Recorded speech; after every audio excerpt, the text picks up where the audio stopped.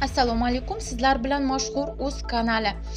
Navoiyda bog'cha bolalariga yaroqsiz go'sht berilayotgani aniqlandi. Kanalimizga obuna bo'ling va bitta like tugmachasini bosib qo'ying. Navoiy viloyati Nurota tumanidagi ayrim maktabgacha ta'lim muassasalarida go'sht mahsulotlarining 1/4 qismi yaroqsiz holatda ekani aniqlandi. Bu haqda Iste'molchilar huquqlarini himoya qilish jamiyatlari federatsiyasi xabar berdi.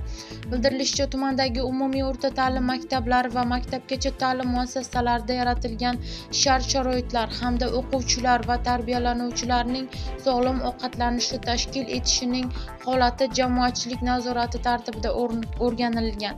Mazkur tadbir davomida maktab va bog'chalarda ta'lim sifati, moddiy-texnik baza, sanitariya-gigiyena talablariga rioya etilishi, ovqatlanish sifati va boshqa muhim masalalar atroflicha tahlil qilingan.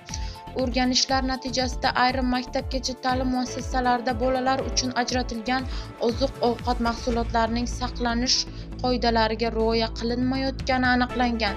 Xususan, ayrim tashkilotlarda go'sht mahsulotlarining 1/4 qismi yaroqsiz holatda ekani qayd etilgan. O'rganish ishlari davom etmoqda.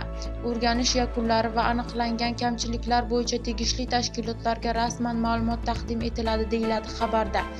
Eslatib o'tamiz, 6 mart kuni Maktabgacha va maktab ta'lim vaziri Hilola Umarova davlat va nodavlat maktabgacha ta'lim tizimi mas'ullari bilan uchrashuvda 2024-yilda bolalarga nisbatan ishlatilingan qo'pollik yuzasidan murojaatlar ortidan 32 nafar rahbar va tarbiyachi ishdan olinganini ma'lum qilgan edi.